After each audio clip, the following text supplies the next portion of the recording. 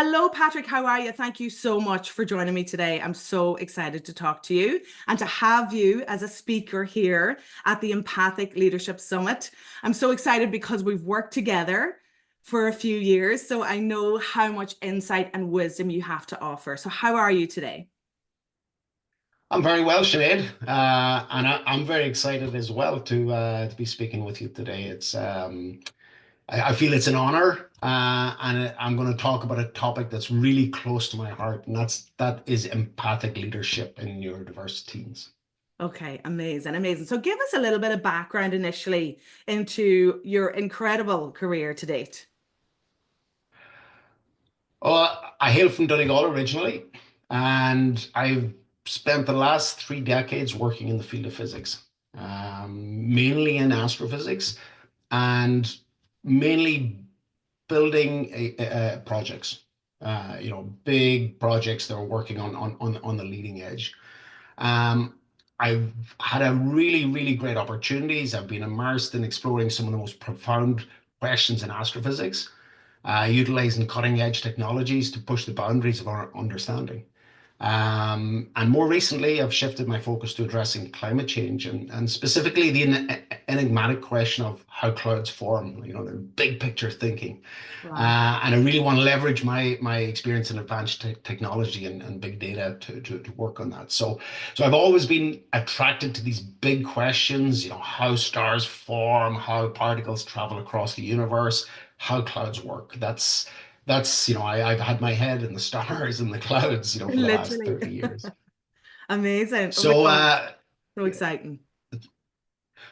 but in doing that, in bringing, my key here and where I've always been, my strength has been transforming those visionary ideas into those leading edge innovations. So I always call it, connecting the birds to the nerds, the people, the dreamers, basically to the doers. And Mm. that's my superpower. And that's where I've always been attracted to it. And they as we go through the talk today, people will see that, okay, really where my profile, my neurodiverse profile really fits that. But in doing that, in that transformation, it's just not been about the technical achievements, which has interested me. So I've always placed high value on sort of that intricate web of interactions between people. And this drives successful teamwork. So a phrase that's always resonated with me is that celebrate not just what you build, but also the people that build it. And when I heard that first, I was like, wow, okay, that's something that really resonates deeply with me. And that philosophy has guided my approach to leadership over the last 25 years. And I really believe when talented, creative individuals are engaged in supportive, safe, and an understanding environment, that their well-being, happiness, and productivity significantly improve. Yep. Amazing. So So for me, before you yep. go on with that, Patrick, have you experienced empathic leadership yourself, or in your industry, do you see a lack of it in general?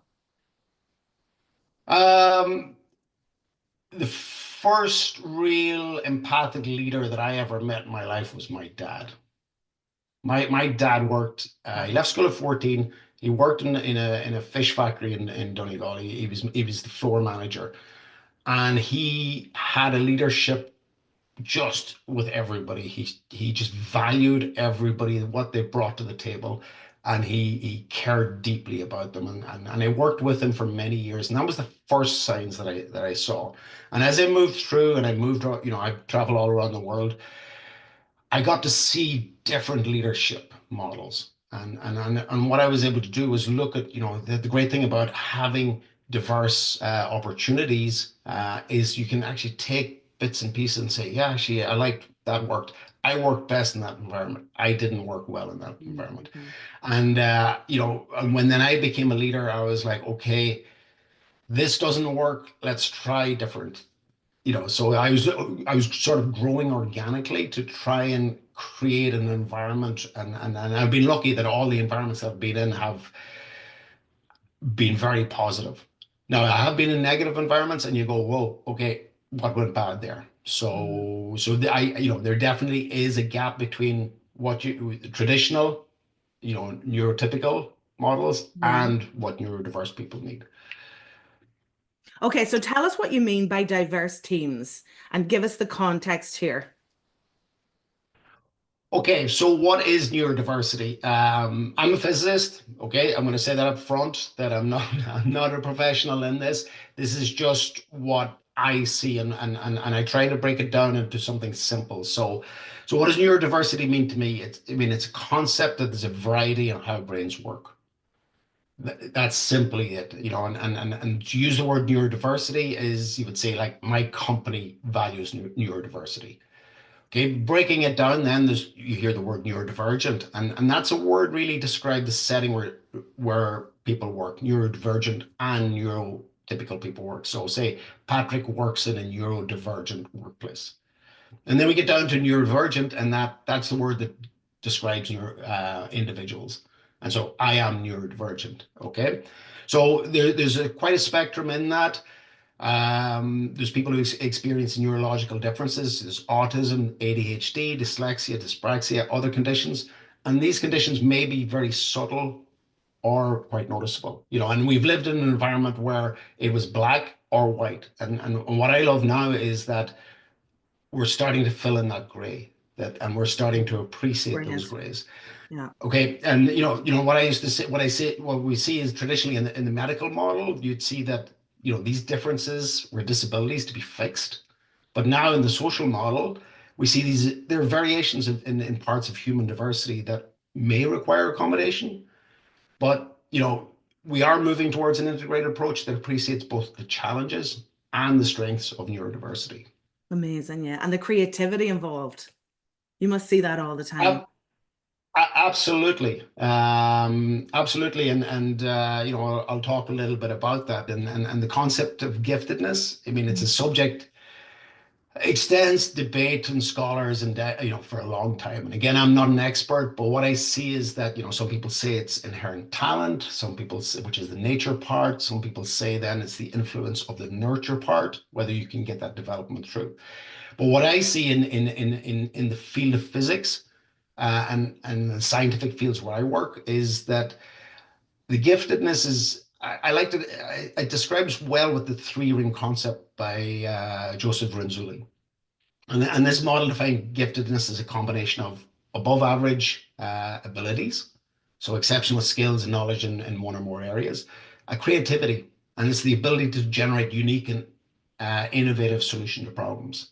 And the third one is task commitment, a very strong, persistent motivation to complete the tasks. And there's a lot of positives. Gifted individuals, they exhibit a high level of ability in one or more domains, and they have multiple talents. In physics, they come in with very good in arts and music, and also very good in sports. And here's a little tidbit that in ultra marathons, triathlons, things like that, people in sort of physical degrees with higher physical degrees are much more represented now. Now there's correlation and causation. Right. Some people believe it's higher income, more time, need Mhm. to get outside, but with gifted individuals, there's often no boundaries. Okay. So Just all taking the on these areas. challenges are, oh yeah, all Yeah. areas, stuff like that. Right. So gifted individuals also have unique perspective in the world. Abstract thinking, complex problem solving, and they also have a strong sense of fairness and justice. So this is all the positives.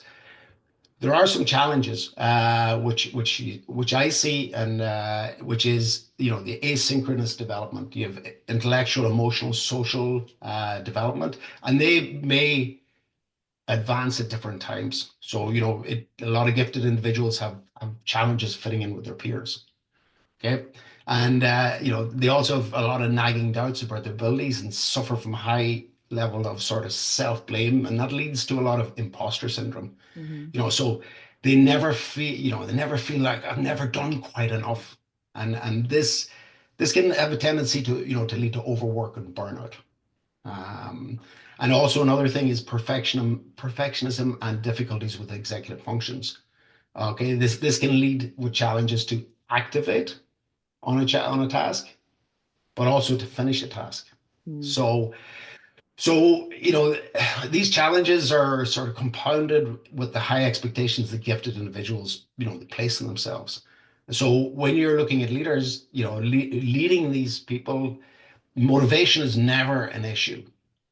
It's sort of keeping the bounds within, not letting them overwork, not letting them burn, actually keeping them, setting out the expectations for them and saying, okay, things are going to be challenging. You're not expected to know everything at all times. So that's one of the things I see there. Understanding giftedness. One of the things a lot of gifted people can have is it's called twice exceptionality. So Mm. so you can get people are gifted, but also then have other issues, such as learning disorders, ADHD, autism. And this duality as well can present a lot of challenges because, for learning disorders, like gifted individuals with learning disorders, the variety, they may be basic tasks or basic skills that they just can't pick up. Mm. But, they can think about big pictures, but, there's certain sort of things, Right. just little tasks you think, okay, you should be able to do that. So again, that needs support and understanding. And again, then with ADHD and autism, these are other challenges that, that may also require tailored support. Like ADHD, you see the person going, the typical thing as a kid, jumping off the ceiling, but it's also providing very quiet workspaces and allowing people to focus and not having distractions and understanding the two. Because what can happen here is that they mask the two, Exactly. They're very good at the it. giftedness and the learning disorder, or say the ADHD, can mask the two. So you never get the full potential of these people. So Mm. I do see a lot of people come through like that. Okay. And then Wow. the last thing, the last sort of part of the puzzle, let's say it's a sort of three-leg stool here, is high sensitivity. Um, and this is something as well to really take into account with gifted individuals. And again, that's, the depth of processing, they really focus the overstimulation. And again, this tendency to be overwhelmed by external stimuli, light, sound, exacerbates the challenges with giftedness. And again, the emotional responsiveness and the sensitivity to subtleties, Mm. can be elevated or less. So, whether gifted people are inherently more sensitive than the general population, that's an ongoing debate. But what I do see is the increased complexity of working with highly sensitive individuals. And this can lead to the amplified feelings of imposter syndrome and perfectionism.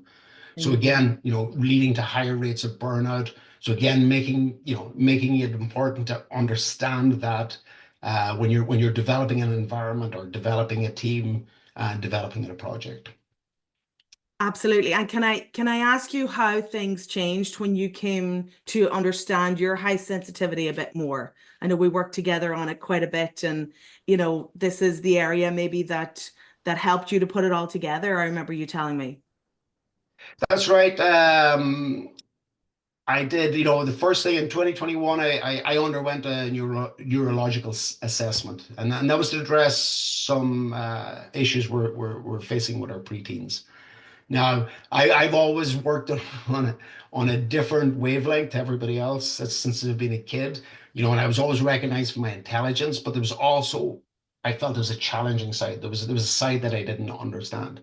So when I went for my test, I really anticipated confirmation of, you know, WebMD self-described ADHD. That's what I Right. had. But what ended up happening is that they were like, no, definitely not. So what I've learned is I've very high intellectual capabilities and creative abilities, but coupled with um, difficulties in working language and work, or sorry, language and working memory. So this was transformative for me. It helped me understand the strengths, weaknesses, and sort of provided an insight into my non-traditional path. And it gave me an insight on why I struggled at school. I barely made it through school, Okay. but That's I the ended up twice with a PhD. exceptional, just to clarify, that's the Yes, twice exceptional you're referring to. that Yeah. that's correct. So But I ended up with a PhD in astrophysics at 27. So couldn't get through Okay, school, PhD at 27. You know what I mean? If there is one exactly. message here, I don't know where there is. Yeah, yeah. So standardized testing, standardized that's there. So Okay. it started to give me a context on my leadership, why this was important to me. I didn't understand I organically grown, but then the missing piece of the puzzle that I really felt, and that this come back to what you said, is the high sensitivity. Mhm. And I had learned that, but it's actually when I came and actually worked with you and went through the purpose pathway that this opened up. This to me was the final piece of the puzzle that I had been searching for my whole life, for that understanding of myself and understanding um, why I get overstimulated. That's a big one, you know. So I would live my life where I would do lots of, go and work really hard, but then I had to run off in the mountains for a while. And coming through the purpose pathway has allowed me to break down all of the components and understand the deep connection that your high sensitivity has to within yourself, and that's allowed me to basically manage my energy much better. So now I know that I'm going into a highly stimulating environment in 2 days time, so I'm going to take Okay. 2 days quiet. Right. And I can prepare for that now. So it's allowed me to basically, instead of surviving, it has allowed me to thrive. But it's also, I'll give you one example. It's allowed me to add this toolbox to my leadership. So right now, the government of Canada is moving towards an open work plan. And to me, this is my worst nightmare.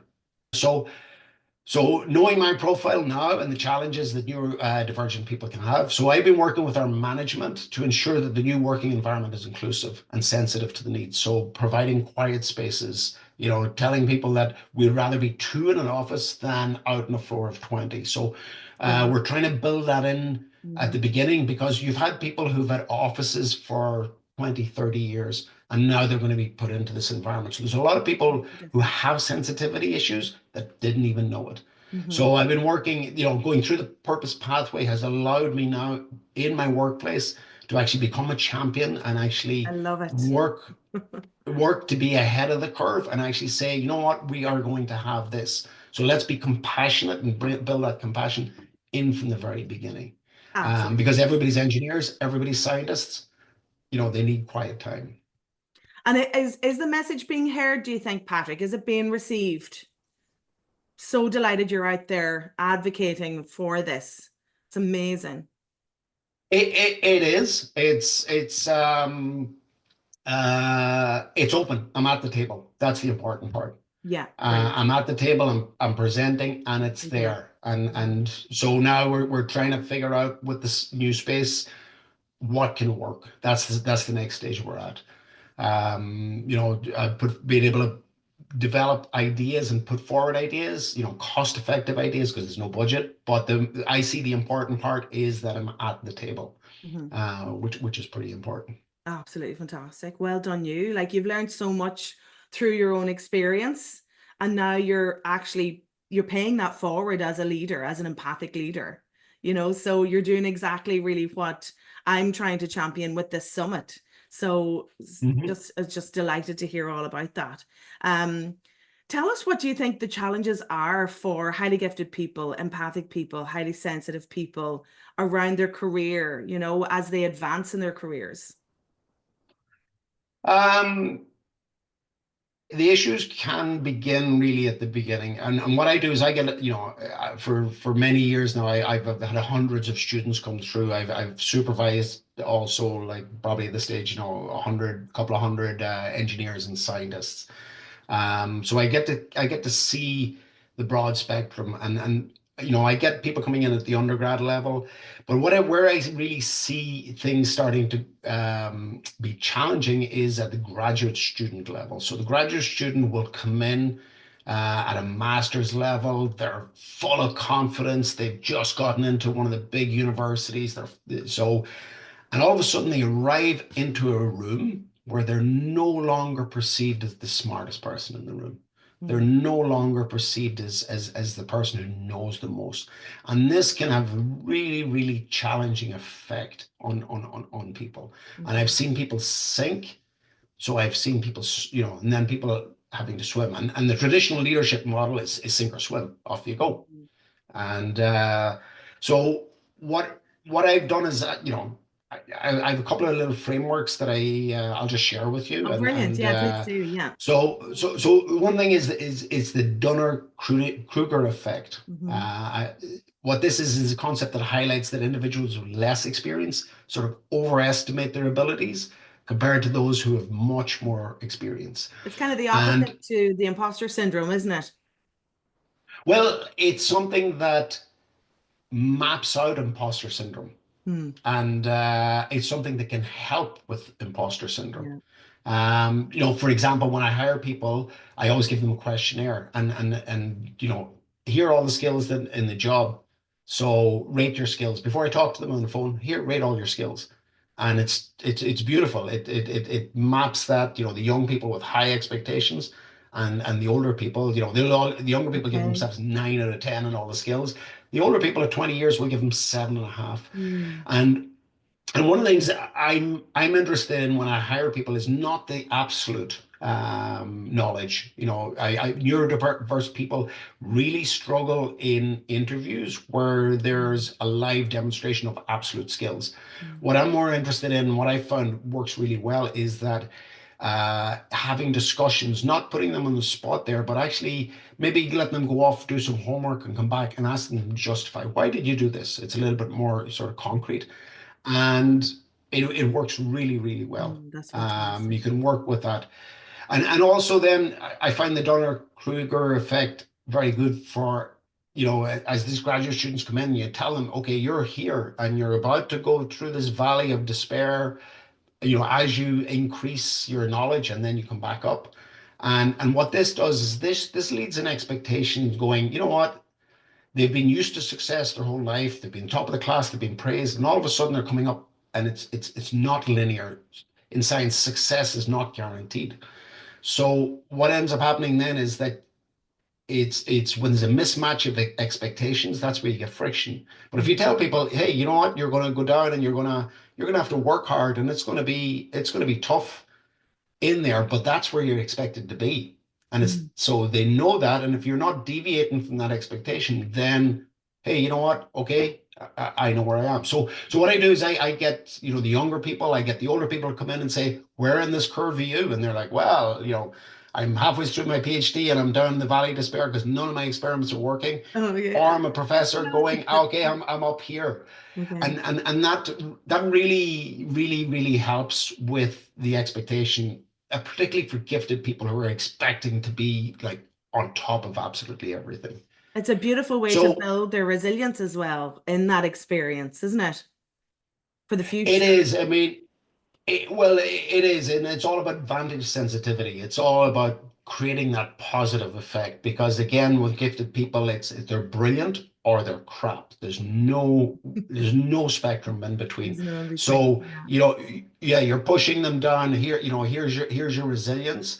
You want to push up, but it's very easy to push down. Mm. What we're seeing now with students, a lot of students coming through, there's a lot more anxiety. There's a lot more, Mm. they haven't been left to figure things out. And it's not me getting older.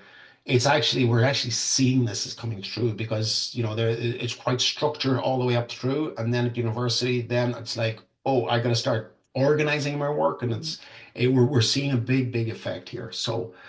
Um, so yeah, so the Dunning-Kruger effect, it can go from all the way through from graduate students all the way through to leading big projects. As I say, in science, nothing is linear, nothing is guaranteed. So Mm. understanding people, hey, you know what, we are going to struggle at points within this, and then hopefully we'll come through it. So it's something that's in scale very, very from the personal level, I find to the big, big picture. Brilliant. And then the second thing I like is called the Lippitt Noster model. Okay. And I encourage people to think about every single task as implementing a change. And this scales really well again from studying for exams to develop and managing big projects. So why do I like this model? So it's about managing change, and it breaks it down into 5 essential components, which is vision, skills, incentives, resources, and action plan. So 5 things. And if you have all of these, you can address change. So why is that good? Because it really shows people that if you are missing one of these, then you face obstacles. For example, if you're missing your vision, you get confusion. Skills is anxiety. Um, Resources, frustration. So what it does, it allows us to differentiate between, okay, Mhm. what are people feeling? Anxiety, frustration, and these are natural parts in a project. And again, it's a holistic, it takes a holistic and like, Mm. pull people out. I work with engineers right now who are very action oriented. Okay, let's go make an action plan. But they're like, the vision is not there, so they go off in the wrong direction. Very Mm. precise, but you go, okay, let's pull back, let's Mm. find the direction. And it also helps with dynamic adjustments as people are moving through their schoolwork, their career, or their projects. So I have this model printed out. It's just a matrix, and it is all of this, and then it shows you all the feelings, the confusion, the anxiety, the frustration Right. there, and people come in, Fantastic. and I've open door policy. People come in and sit down and go, and I go, okay, what are you feeling? And they go, I'm anxious. Okay, what skills? And we work on the skills. What skills are we missing? What skills are missing within you, within the team? People are like, oh, I'm frustrated. Okay, then resources, time, money. And so you can jump them to, to problem solving and getting to the nub of the issue very quickly. And also in big project reviews, I put it up and I get polls. Okay, what are we all feeling now? And we're like, okay, we're a little bit feel anxious, we're feeling frustration. And this helps the people then to actually bring things through. Okay? And again, understanding where we are. So, and then the final thing is that for the action plans with gifted people, I always find that um, putting things to 80%, if you tell a gifted person, write me a definitive, complete action plan, they will neither activate nor finish. Hmm. Okay. But if you Yeah. say, hey, you know what, give me a plan to 80%, just give me the 80%. What it does, it encourages creativity and it allows them for adjustments. And this is particularly in scientists, trying to tie scientists down. Whoa, whoa, Right. no way. Okay. Yeah. Yeah. I So can imagine. getting things, hey, 80% good, let's move on. And that makes a big, big difference again. So Okay, fantastic. Yeah, you're addressing the perfectionism. I mean, this is just yeah, beautiful empathic leadership in action. Patrick, you're an incredible leader. Do you enjoy leading? I do. Um, I always was a natural leader, let's say, Right. and I organically sort of put in place um, sort of frameworks, as a stealing little frameworks, making my own frameworks. But as understanding my neurodiverse profile, understanding my high sensitivity Mhm. has really filled in color Okay.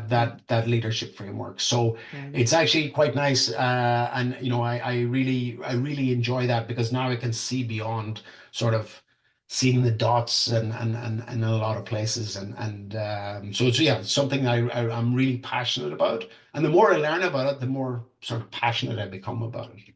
Okay. Okay. Fantastic. It's brilliant.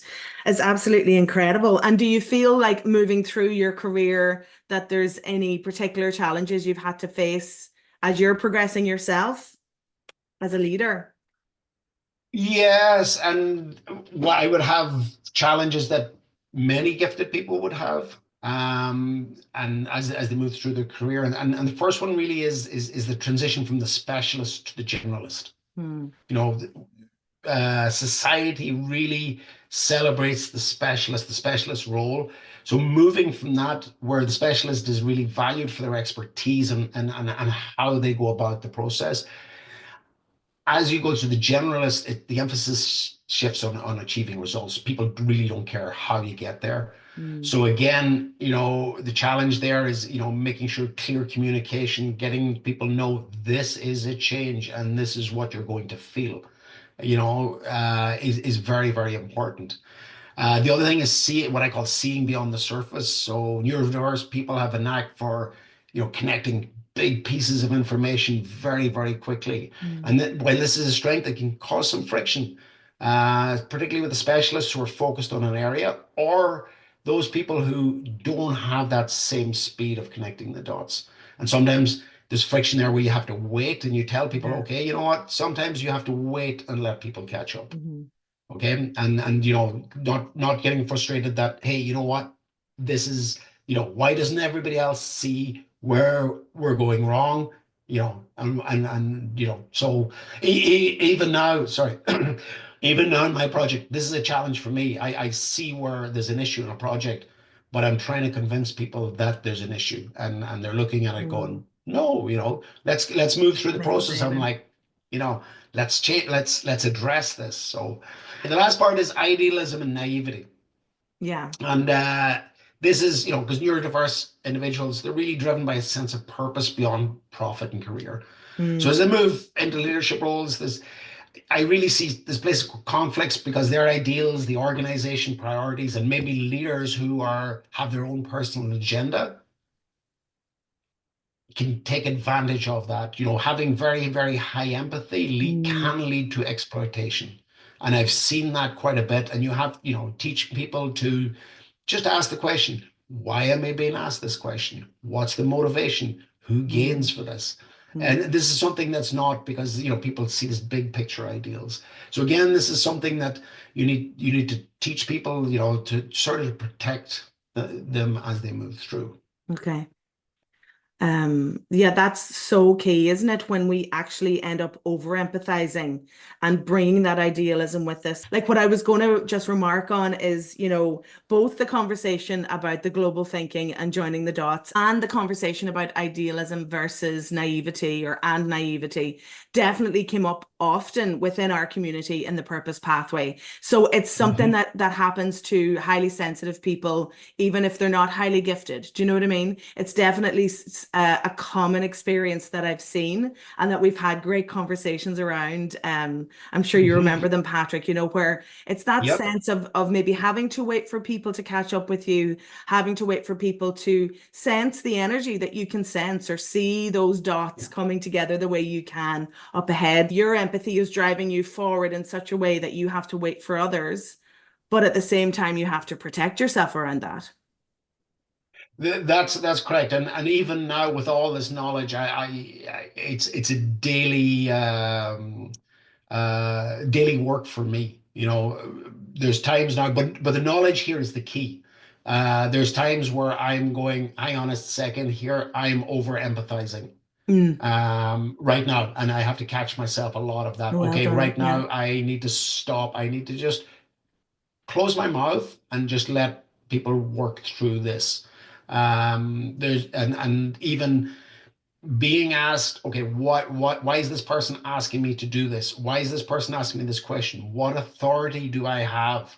Okay, I don't have the authority to answer this, so why are they coming to me? And Hmm. it's not something, for people who, gifted people or who are, have sort of tended driven by the big ideas to actually ask these questions, but it Mm. does require it's that protection of yourself and protection of your energy and I find that and I'm working on it as I say on a daily basis. Fantastic. And I suppose that's particularly applicable within a large organization, would you think? That's correct. When there's a lot of different moving parts and a lot of different say let's say departments who have Mhm. different measures of metrics of success. So Right. what might be their success is not what be success for your project, things like that. So you have to be Okay. very careful with that. Okay. So there's more empathy there, because you're feeling into everyone's agenda, everyone's needs. Everyone's agenda, and again that's sort of unique to where I am, as I say, connecting the dreamers to the doers. I Yeah, work across fantastic. so many different departments and so many different, engineers, scientists, admin, finance, stakeholders, funding agencies, and yeah, they all speak different languages, they all have different metrics of success, but you have to, everybody has to work together. There has to be win-win to make whatever you're working on win, and which is, Okay. for us, the big picture science. Okay, amazing. I mean, the work you do just always blows my mind, Patrick. So to sum up, what would be your top tips for anyone listening who's like, okay, I want to bring more empathy into my leadership. I want to be more aware of the different diverse needs in front of me. That's a great question. So first one is the hiring process. When you're going to bring people on, okay, just recognize that neurodiverse candidates, they face challenges in interviews and particularly life skill demonstrations. Mm. So consider alternatives, maybe giving them asynchronous tasks and having discussions really to assess their true potential. And then, that's something I struggle and I never got an interview. I veered away from interviews because Yeah, me too. I just do not do well in interviews. Mm. I can, The second sorry, one is, on go interviews, ahead. I think it's a really key point for us to make that sometimes then people's self-confidence can begin to wane because they're not ticking those boxes or not performing the way that they feel they should in an interview. But the interview setting isn't suitable to everyone. It doesn't allow everyone to flourish. So I just want to kind of reiterate that point because I've definitely experienced it myself several times. And I know it comes up again in the Purpose Pathway community, like all the time, that interviews are so challenging. So I love to hear, though, that some organizations are maybe providing the questions in advance, for example, so that you have a chance to digest it. Have you seen that happen? Yes, the government of Canada now will provide the questions 30 minutes in advance. And Okay, fantastic. through then my neurological assessment, then I was actually giving extra time, so 45 minutes. Okay. I recently did an interview for senior scientist, and midway through it, my brain got overstimulated. Mm. They ask a question, they sit there and type, and you have to hit all these keywords. So I have half my brain is trying to stay on point. Here's my story. Half my brain is reading the faces of the five interviewers, Mm-hmm. and it's going, okay, point, point, point. And in the end, halfway through the interview, it's like my brain cramped, and Mm. I lost my executive functioning. I lost Okay. access to my working memory, so I couldn't even read the notes I had in front of me. And so I talked with HR about this and what they're providing. They're finding people are having these issues, particularly in the science and engineering. So they're going to move now to having an option for video. So you get the question written and you speak into a video without the overstimulation of the environment. So Okay. there Wow. are Fantastic. accommodations, Mm. and that's one of my keys is, first of all, disability disclosure when people are in. So create safe, confidential procedures for employees to disclose neurodiverse challenges within Mm-hmm. your organization, and ensure there's confidentiality and support. So there's open communication. And Okay. once you have that, then then you can provide accommodations. So making sure that there's accommodations to suit different needs. And this may be flexible working conditions, tailored supports, but that's really important. Another thing is inclusive environments, providing employees with low stimulation environments, quiet zones, sensory breaks, and that's what I'm working with in our organization right now. Inclusive practices and tools. Okay, many things out there like speech to grammar checkers, and I'll give you one that I've implemented here is simply changing the type font Mm. from Times New Roman to something like Helvetica or Arial. Okay, this simple procedure can be more inclusive for people with Yeah. dyslexia. 100%. Yeah. Just simple reading of documents. So So simple, isn't it? very, very simple. It doesn't So cost a simple. thing, but just being understanding in that. So Mm. the other thing is set clear expectations. Clearly communicate. And I've shared some frameworks that can help do that. Mm-hmm. So clearly communicate the expectations. Providing regular check-ins. And making sure that people are okay, especially in these challenging non-linear projects. Mm-hmm. With its diverse needs. And again, then as people go through that leadership development, just remember that people develop asynchronously. So again, they may be very good technically, but it may need more support as they move into leadership and management. So Okay. providing them with support and skills. And then the last one is basically celebrate your talent. You know, foster an environment that values and celebrates unique contributions. You know, highly gifted, talent, creative individuals, you know, make sure that they have the space and resources to be creative, to be productive, and to ultimately be fulfilled, you know. Okay, amazing, amazing. They're incredible tips, Patrick. And like you have shown us today, and talked us through what empathic leadership looks like, what it feels like, what it sounds like, and how it can actually lead to groundbreaking results. I mean, your achievements are incredible, and now you're passing that on to the future of science, basically, aren't you? It's incredible. And it's a beautiful Well, example. yeah, just a small part of um, a lot of this leadership has been taken from examples in my life. Mm, And, you know, I've been very, very lucky to be exposed to many diverse leaders um, throughout my life and also have the opportunities. So to me, this is, you know, what's karma? Karma is, you know, that living on of, you know, of energy and you know, I've been exposed to some really, really great energy, like, you know, mm, taking the bad energy, put it away, and taking that great energy mm. and moving it on. So Bring it with you. Amazing. um and so I think it's really exciting. As I said at the very beginning, you know, neurodiversity was black or white when we grew up. And now it's that gray zone. And I feel really excited to be living in a moment where we're starting to explore that gray zone. Mhm, And as I said, explore it, not just see the challenges, but also see um, the positives that are within that mhm. and you know putting the whole thing together, you know, making all of our environments, you know, and hopefully make the world, you know, a more inclusive place. Absolutely, absolutely. I'm so glad to join you in showcasing it and celebrating it. So I'm there with you. I think it's a very exciting time, and we're going to see a lot more development around this space, I think. So yeah, thank you. Thanks for your time and energy, and I will see you soon.